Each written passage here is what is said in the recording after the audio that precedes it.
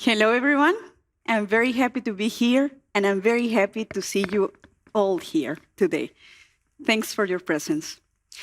Well, I'm going to start this presentation by asking you what the bus reminds you of. Okay? So please get your phone ready. We are going to get an application running.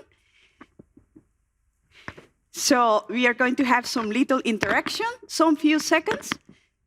What are your thoughts or memories when you think of a bus? You can respond at paulf.com/LilianaC247.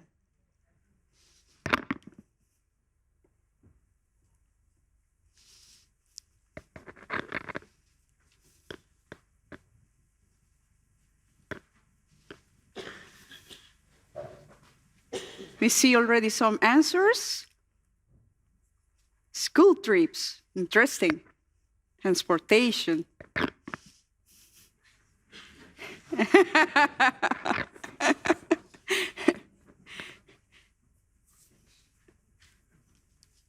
Nice. Matthias, hello. Public transportation. So we see that the bus, for some people, means public transportation, going to a certain place, maybe even ecology, sustainability. Missing my stop? Okay. Well, for me, the bus is trust. It reminds me of trust. And I'm going to tell you a story. When I was a teenager, I was an athlete. I was a champion in Colombia. I used to run 100-meter hurdles very, very, very fast. So I even had a record, a national record in Colombia. But what was fun was not just to be the champion. It was actually to be with my friends, to have so many great friends and to trust them. It was very fun to go on the bus. So we used to travel around Colombia and go to different cities for our competitions. For example, to Barranquilla, to Cartagena, to Santa Marta, to Bucaramanga. We were to different places. And it was very fun. Why? Because you might imagine how it is to be in a bus with teenagers, right? Singing, laughing, having fun, telling jokes, teasing each other. It was very cool. But the thing is, in Colombia, when road stops are very frequent. So your bus and your car might be stopped, and you don't know why, and you don't know who is actually stopping it. So what happens is that we see on the news that people are stopped, and it can be the FARC, it can be the guerrilla, it can be the paramilitares, or it can also be the police. And we never know what they want. So it is a very scary feeling. Your bus stops and you don't know what's going on. It happened to us going to Medellin. Our bus stopped and our trainer changed completely. He was actually in fear. It was very stressful. He was radiating fear and we could all feel it. It was very bad. And that's how I grew up in Colombia, with fear. What it means, what the bus means for me, is two things. Inside the bus, it's all full of trust, full of my friends. And outside of the bus is everything that I had to mistrust for my own safety, for my own survival. Well, I kept on traveling. Apart from being a good athlete, I was actually a good student. So I left my home country, Colombia, in 2001, and I came to Europe to study for a PhD. And I became suddenly the outsider. So I became the person outside of my own bus. What does it mean? It means that as Colombian, people started to mistrust me. People forgot that I was a person, that I was an individual that people could trust. So I was just started to be treated by the law, according to the policies. And policies are not really in favor of Colombians or are not in general in favor of immigrants. So I was stopped, controlled, I was checked at borders, and it was suddenly like Liliana became a possible narco, a possible terrorist, a possible dealer, a possible killer. I became all of this suddenly. It was very, very inhuman and confusing. It was really a very bad feeling. Okay, so what has happened to me with this story is that by traveling here and there and changing my passport to from a Colombian passport to a Spanish passport, I started to see how differently people are treated just with a different nationality. So I started to wonder who is creating these policies. Okay, well, I tell you that in Belgium, it's not me. In the coming elections, so in May we have the national elections, I will not be voting. So I cannot vote. So I might say that you are the ones creating the policies, the ones who can vote, right? So, but is it really like that? Do you really feel that you are in control of your vote, of your decision-making power? Well, I tell you that I actually doubt it. Why? Because you vote every 4 years, but if politicians are actually taking wrong decisions or unhuman decisions, your vote is frozen. You cannot do much about it in those 4 years. Your vote, you cannot delegate your vote to another politician. You cannot choose another representative, right? And you cannot revoke your vote. So basically, your vote is kind of lost, okay? So, but how do politicians get our vote? They do a marketing campaign. Okay, so they do a marketing campaign and they tell us how good and how great they are going to do. And they get our vote in that way, okay? But what happens? What happens is that after that, they have promised a lot of things, but they don't really necessarily need to do them, okay? So if they don't do them, they can change their voice, right? Their vote, their decision. Okay, so what do you think about this? Are we in a crisis of trust?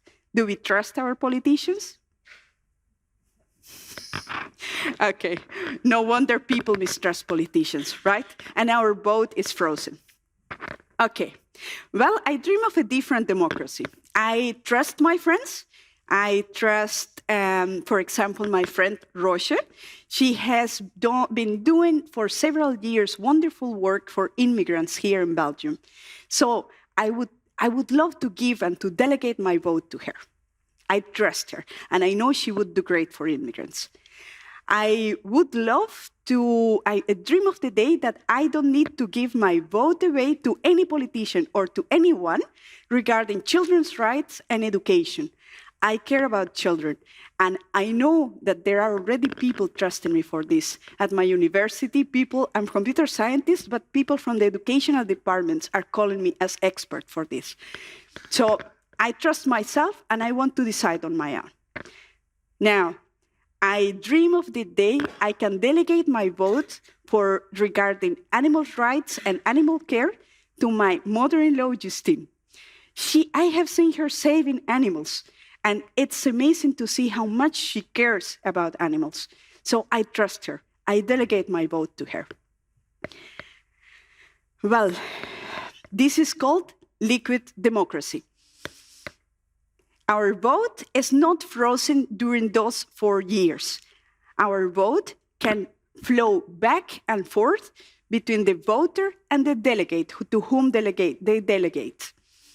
Our vote, we are the owners of our vote. So we are in control. During those 4 years, we are in control of our vote. We can change politician, we can revoke our vote at any time. And the most important is that everyone counts and everyone has the control of the vote.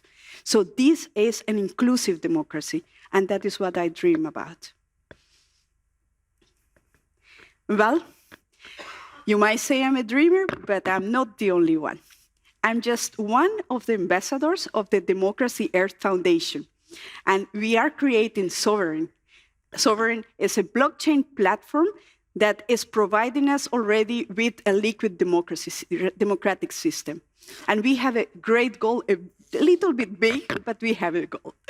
Our goal is a global, borderless, democratic, and inclusive system. That is our goal. Okay?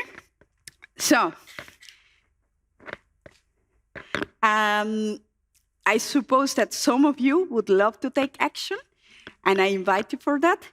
So you can go, for example, to the testnet and test our platform, Sovereign. You can go there and propose new subjects. So you can go into discussion, and you can join the discussions that are already going on in the platform. You can debate, and you can also, for example, code with us. We are creating everything as open source. We are also creating an amazing community with people like me and with people like you. So you can also join the community, also as ambassador. You can talk with your friends about Democracy Earth and about our mission. You can also do it on social media. And you can also let the voice of your collective be heard. What does it mean? That I feel that many organizations can already profit from this platform, from using this platform. For example, students could use the platform via their smartphone to collect issues regarding affecting them at the school or at the university. And once all the issues are collected, or some of the issues are collected, they can go to the administration. And once they go to the administration, they can start a dialogue, and they can start to look for solutions together. So this is how we could already do a bottom-up movement and start using this kind of democracy.